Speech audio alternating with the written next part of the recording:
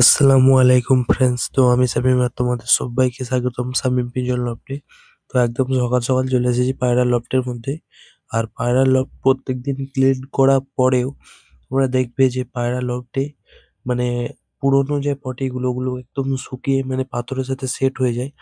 তো সেগুলো মানে সেট হতে হতে একদম মানে জমা হয়ে গিয়েছে।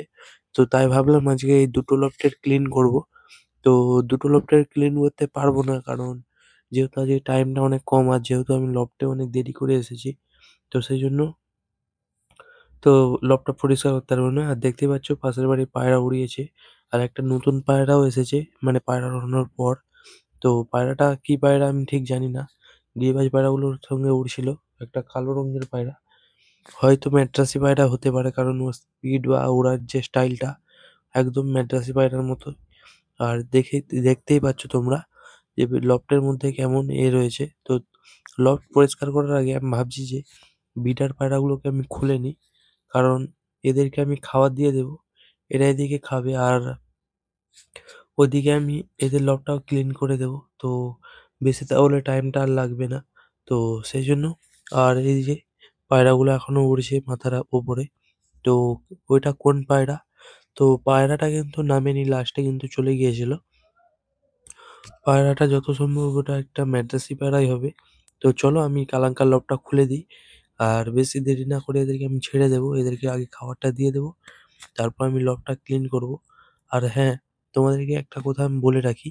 সেটা হলো পায়রা লফট ক্লিন করার আগে বা পায়রা লফটে যখন তোমরা আসবে, তখন হয়তো মুখে মাস্ক বা কোনো কিছু একটা ঢেকে নেবে। যাতে নাকের মধ্যে তোমরা দেখবে যখন পায়রাটা উড়াউড়ি করে, তখন দেখবে একটা সাদা, সাদা গুঁড়ো উড়ে। তো ওটা কিন্তু নাকের মধ্যে গেলে ওটা কিন্তু সমস্যা। তো ওটা কিন্তু তোমরা যখন পায়রা লফটে আসবে হয় মাস্ক নয়তো গেঞ্জি বা শার্ট মুখে বেঁধে নেবে, যাতে মানে ওই গুঁড়োটা মানে হতে না পারে। তো আমি লফটে দেখে নাও, এই যে এদিকে নটগুলো ডাকাডাকি করছে আর মারপিট করছে, আর এইদিকে দেখে নাও ওই নটটা বেরিয়ে গিয়েছে আনসার নটটা। তো আর এইদিকে আমি এই লটটা জাস্ট এতটা ক্লিন করলাম মানে অতক্ষণ পর। আর চলো বেশি দেরি না করে আমি পুরো ক্লিন করে তারপর তোমাদেরকে দেখাচ্ছি।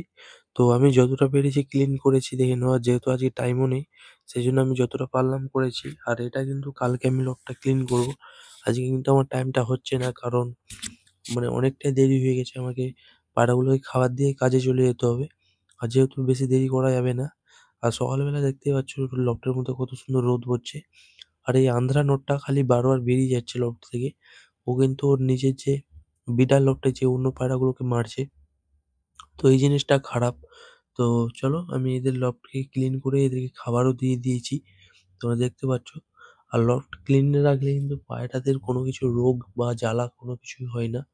আর ভাইরাস অ্যাটাক এসব কোনো কিছুই হয় না, পায়রা ভালো থাকে। তোমরা দেখতে পাচ্ছ এই লফটটা কতটা মানে অপরিষ্কার লাগছে। তো এটা আমি কিন্তু কালকে ক্লিন করার চেষ্টা করবো তাড়াতাড়ি উঠে। তো যাতে পাড়ার লোকটা ক্লিন করে দিলে কোনো প্রবলেম না হয়। তো যেহেতু মানে পাড়ার লোকটাই অনেকদিন পুরনো পটিগুলো জমা হয়ে এই জিনিসটা হয়।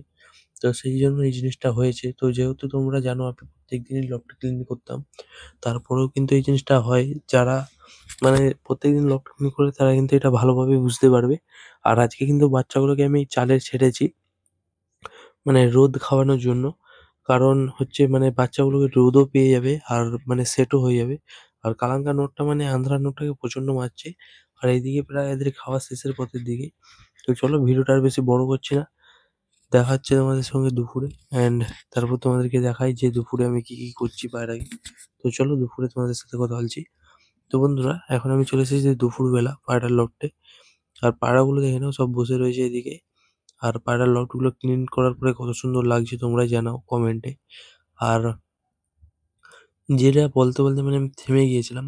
তো অবশ্যই তোমরা কিন্তু মানে পায়রার লটটা যখনই ক্লিন করবে অবশ্যই মুখে একটা মাস্ক বেঁধে নেবে। তো ওটা হলে কিন্তু অনেক মানে পায়রার যে জীবাণুগুলো ওগুলো কিন্তু মানে বাতাসের সাথে ওড়ে, যেটা খালি চোখে দেখা যায় না। ওরা কিন্তু আমাদের শরীরে প্রবেশ করলে কিন্তু ক্ষতি হতে পারে। তো এটা কিন্তু মানে আমি জেনেছি হচ্ছে অনেকজনের কাছ থেকে। তো সেইজন্য আমি এই জিনিসটা করি যখনই পায়রা লফট ক্লিন করি বা পায়রা লফটে আসি।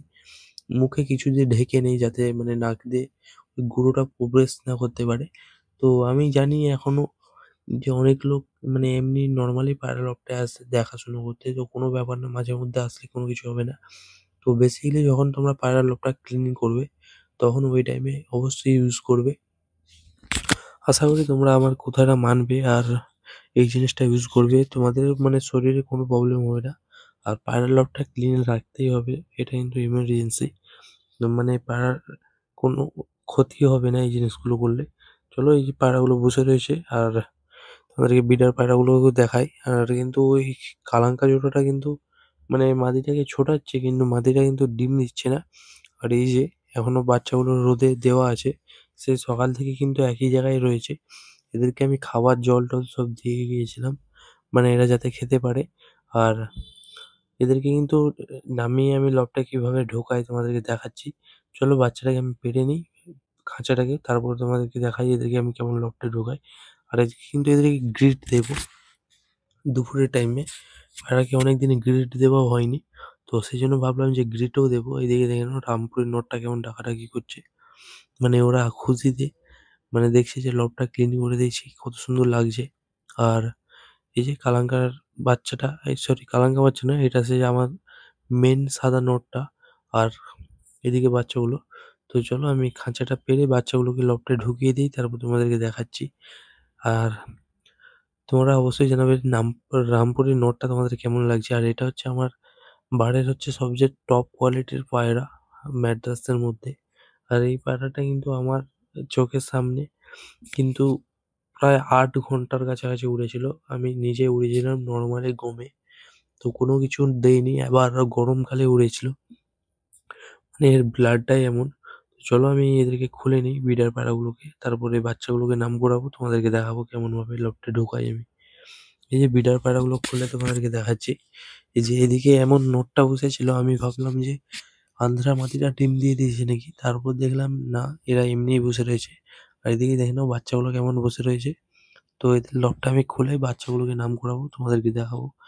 বাচ্চাগুলো কি করে মানে লফটে ঢোকানোর ট্রেনিংটা দিচ্ছি। যাতে মানে ওরা বুঝতে পারে লফটের সামনে এসে নিজেরাই যাতে ঢুকে যায়, কোনো প্রবলেম না হয়।